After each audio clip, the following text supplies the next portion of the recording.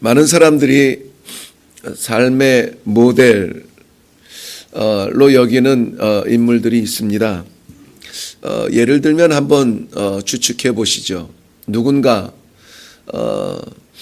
테너 박인수 씨가 나의 모델이고 플라시도 도밍고가 나의 모델이고 소프라노로 유명한 조수미 씨가 나의 모델이다. 그러면 그 사람은 뭐 하는 사람일까요? 성악가겠죠. 네. 성악가는 아마 이런 분들을 모델로 삼지 않을까 싶습니다. 우리의 모델은 누굽니까? 나의 모델. 내 인생의 모델일 수도 있고, 기대하기는 내 신앙의 모델도 있겠죠. 그렇게 좀 살아봤으면 좋겠다. 그렇게 한번 돼봤으면 좋겠다 하는 모델들이 있습니다. 지금 우리들이 살아가고 있는 지금 이 순간, 이 시점은 어떤가요? 많이 닮아가고 있나요? 그렇게 닮아갈 수 있기를 바랍니다. 오늘 벳세메스로 가는 길이라는 제목으로 말씀을 나누려고 하는데요. 벳세메스로 가는 여호와의 궤, 그 긴 여정을 살펴보면서 그 여호와의 언약궤, 그 수레를 담고 묵묵히 그 길을 가는 이 암소 두 마리가 오늘 본문에 등장합니다. 저는 이 암소 두 마리를 통해서 우리의 신앙을 점검해 보려고 해요. 아니, 암소가 우리의 모델이 될 수 있단 말이야? 기꺼이 될 수 있죠. 오늘 말씀을 한번 보면서 기도해 보기를 바랍니다. 가나안 정복으로 이스라엘 백성들은 안정된 것 같았습니다. 하나님의 장막도 그들의 중심에 놓았습니다. 정착생활, 그렇게 그리워하던 정착생활이 시작이 됐죠. 자, 소원이 이루어지면 우리 신앙이 좋아질까요? 그 일만 되면은 정말 한번 멋있게 주의를 해볼 텐데, 우리의 기도의 제목들 가운데는 늘 그렇게 목표를 가지고 있어요. 이루어만 진다면은 얼마나 좋을까? 멋있게 한번 하나님 섬겨볼 텐데, 이스라엘 백성들은 그렇게 꿈꾸던 가나안 땅에 들어섰고 그렇게 바라던 나라를 갖게 됐고, 이제는 더 움직이지 않아도 될 만큼 안정되게 하나님의 말씀의 통치를 받으며 실로에 있는 언약궤 중심으로 신앙생활도 살아갑니다. 그런데 어떻게 된 일인지 여호수아를 통하여서 가나안 땅을 정복하고 사사들을 통하여서 그 땅의 질서들을 잡아가면서 이상하게 이스라엘 백성들의 신앙은 오히려 피폐해져 가는 것을 볼 수가 있었어요. 심지어는 사사시대의 그 마지막에 다다라서는 그 제사장 엘리의 모습을 보면서, 가정을 보면서 제사장마저 그 신앙의 추락을 보면서 우리는 안타까움을 금할 수가 없는데요. 홈리와 비느하스 제사장들이 아버지 엘리 제사장의 그 전통을 이어받아서 더 성숙하게 섬기고 더 완전한 제사를 드려야 함에도 불구하고 오히려 그들의 제사의 모습은 하나님을 분노하게 해서 이것은 어떤 희생 제물로도 용서할 수 없는 죄악이다 라고 할 만큼 막가는 제사장의 모습들이 되었습니다. 하나님께 올려드리는 제사의 제물을 먼저 손대기도 했고요. 기름을 떼기도 전에 고기를 달라 해서 빼앗기도 했고요. 하나님의 제사를 위하여서 제단을 섬기는 여인들과 동침하기도 했고요. 그대로 두어서는 안 될 그 지경까지 이르렀다는 것입니다. 하나님께서는 회개의 기회를 주었지만은 그러나 회복하지 못하고 블레셋과의 전쟁에서 안타까운 죽음을 맛보게 됩니다. 제사장들의 죽음뿐만이 아니라 하나님의 언약궤마저 블레셋에게 뺏기게 됐죠. 아스돗에 머물렀던 여호와의 언약궤는 다곤 신전에서 다곤의 신상들을 부서뜨림으로 말미암아 이들이 이것을 여기에 두면은 안 되겠다. 가드로 옮깁니다. 거기서 하나님께서 독종을 퍼뜨려서 위협을 하고 이거 안 되겠다. 다시 에그론으로 옮겨서 그곳에서는 괜찮겠지. 거기에서도 사망의 환란이 그 땅을 덮고 이 백성들이 두려워 떨어서 야 아무래도 안 되겠어. 이거 돌려보내자. 여호와의 궤를 이스라엘에게 다시 돌려보내기로 작정하고 돌려보내는 그 장면이 오늘 본문의 말씀입니다. 하나님의 약속이 있는 언약궤가 하나님의 약속의 그 땅으로 다시 돌아오는 그러한 과정을 오늘 보여주고 있습니다. 거기에 선택된 두 마리의 암소 이야기입니다. 이 암소들은, 두 마리의 암소는 하나님의 궤가 실려있는 이 수레를 끌고 묵묵하게 벳세메스로 향하여서 지금 터벅터벅 걷고 있는데요. 그 장면을 10절에서 이렇게 설명하고 있습니다. 사람들이 그같이 하여 젖 나는 소들을 둘을 끌어다가 수레에 메우고 송아지들은 집에 가두고. 젖 나는 소라고 하는 것은 여전히 그 젖이 필요한 송아지들이 있는 기간에 송아지들은 집에 가두고 억지로 떼어놓았다는 것이죠. 그리고 이 소들은, 암소 두 마리는 여호와의 궤를 담고 있는 이 수레를 끌고 벳세메스를 향하여서 나아가고 있는 것입니다. 사랑하는 것들을 뒤에 두고 떠나야 하는 그 결단. 송아지들은 억지로 진 십자가지만 그러나 그 십자가의 끝에서 벳세메스의 백성들이 보며 기뻐하며 잔치를 벌였다라고 말하고 있습니다. 이 시대의 모든 사람들은 아니겠지요. 많은 사람들은 자신의 영광을 위하여서 신앙생활을 하며 자신의 기쁨과 자신의 소원을 이루기 위하여서 이 길을 걷는 사람들이 없지 않습니다만은, 그러나 하나님의 나라와 하나님의 영광과 그의 백성들은 이렇듯 하고 싶은 거 다 하지 못하고 누리고 싶은 거 다 누리지 못하는 섬기는 종들에 의해서 그 빛이 밝아지고 그 길이 넓어지고 그 영혼들이 빛을 보는 그러한 길을 걷고 있다는 사실을 우리가 좀 생각해 볼 필요가 있습니다.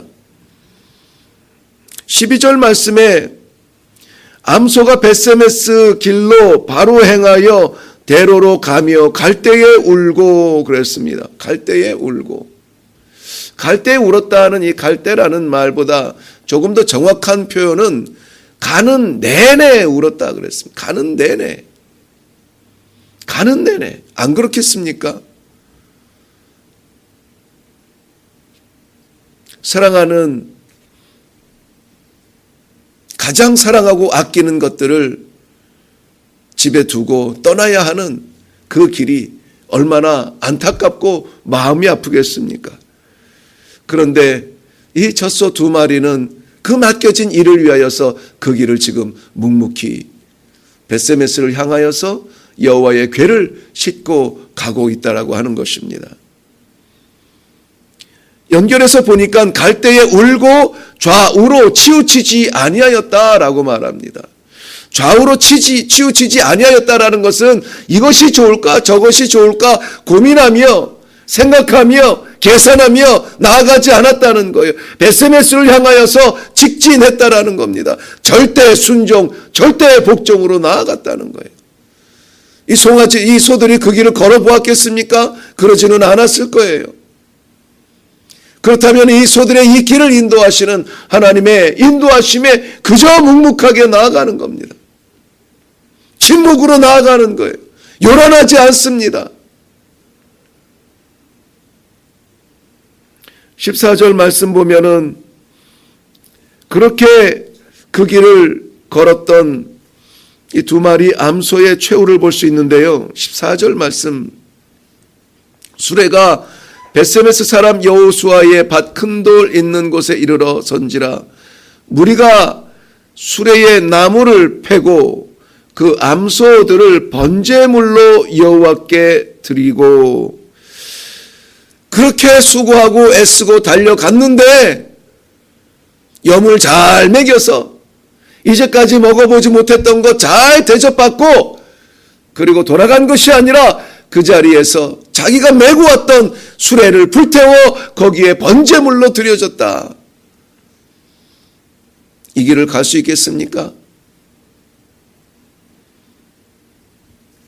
벳세메스로 향하는 여호와의 말씀, 여호와의 언약, 여호와의 약속, 그 궤가 벳세메스로 향하여 가는 그 길에 우리는 이렇게 결론 내릴 수가 있습니다. 오늘 본문 말씀에서 우리의 길을 찾아본다면 소처럼 가자.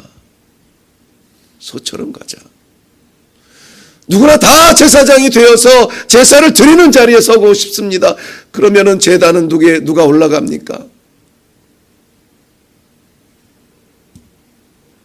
여호와의 궤를 옮기실 일이 있거든 이렇게 기도하실 수 있나요? 제가 여기 있습니다. 제가 가지요. 이번 토요일에 위임식과 임직식을 앞두면서 기도하던 가운데 나누는 교제와 또 듣게 되는 이야기들 가운데 참으로 많은 섬김의 이야기들을 들으면서 이게 이 목회하는 재미구나. 이게 목회하는 재미구나. 다 움켜쥐려고 할 때에 기꺼이 손을 펴서 헌신하고 사랑하고 채워주고 위로하고 봉사하려고 하는 그러한 모습들, 거기에서 나는 그리스도의 영광을 볼 수가 있어요. 화려한 데서가 아니라, 멋진 자리가 아니라, 아름다운 꽃장식이 아니라 그 섬기는 그 실천의 그 무릎에서 아버지께서 왜 이 사람을 택하셨는지를 보게 되더라는 것입니다. 우리 주님의 약속, 주님의 생명, 그 주님의 영광 다달아야 될 곳이 있다면 주여 나를 보내옵소서. 나를 사용하여 주옵소서. 내가 섬기겠나이다. 내가 가겠나이다. 내가 감당하겠나이다. 내가 바쳐지겠나이다. 왜 우리는 이 미물에 손을 보면서 우리의 길이 아니라고 생각하는지 몰라요. 오늘 이 아침에 이레동산에서 기도하는 모든 기도의 동지들은 기꺼이 이 길을 걸음으로 말미암아 하나님의 영광과 하나님의 약속의 말씀과 하나님의 생명이 가야 될 길이 있다면 다른 사람이 아니라 주여 나를 보내 주옵소서. 나는 어쩌면 이 미물보다 나은 것이 없을지 몰라도 주여 도와주시옵소서. 붙잡아 주옵소서. 끝까지 그 길 가서 번제단에 오르기까지 마음 변하지 아니하도록 나를 사용하여 주옵소서. 가장 사랑하는 것, 그러기 위해서 우리가 기도하면서 결단해야 될 것이 있습니다. 오늘 기도의 제목들, 가장 사랑하는 것, 눈물 없이 내려놓을 수 없는 것 뒤에다 두기.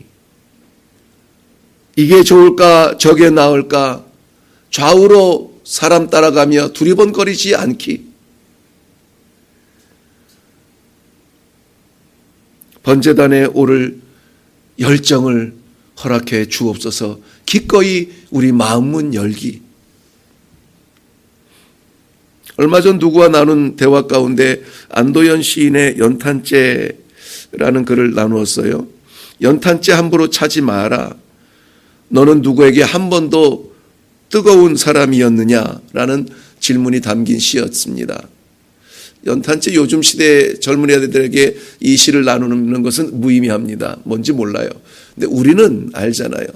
학교 가면서 기분 나쁘고 짜증나고 화나면 그저 화풀이로 팍팍 차댔던 그런 연탄재 함부로 차지 말라는 것이죠.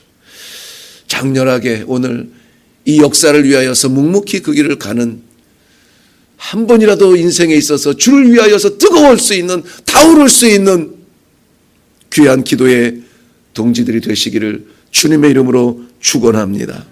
기도하겠습니다. 주의 여호와의 언약궤가 벳세메스로 가는 그 길 돌아가야죠. 주의 말씀이 있어야 될 곳에 있어야죠.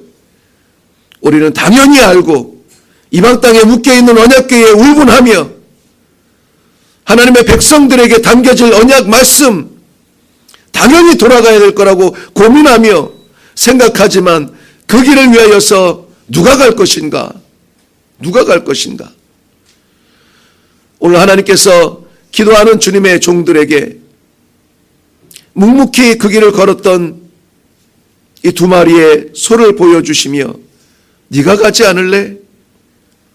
물어보시는 음성에 우리는 무릎을 꿇습니다. 우리의 마음을 엽니다.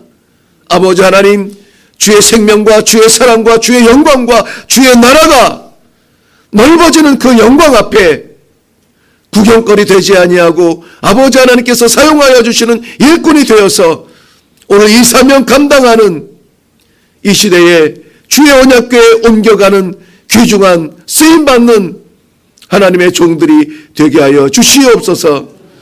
우리의 능력으로는 나아갈 수 없으니 아버지 하나님께서 도와주시되 성령 하나님 아버지 이 아침에 부어주시어서 우리의 마음도 우리가 주장할 수 없을 만큼 그저 하나님께서 인도하여 주시어 묵묵히 따라가면 그 길에 닿을 수 있도록 우리의 영혼이 힘을 얻게 하여 주시옵소서.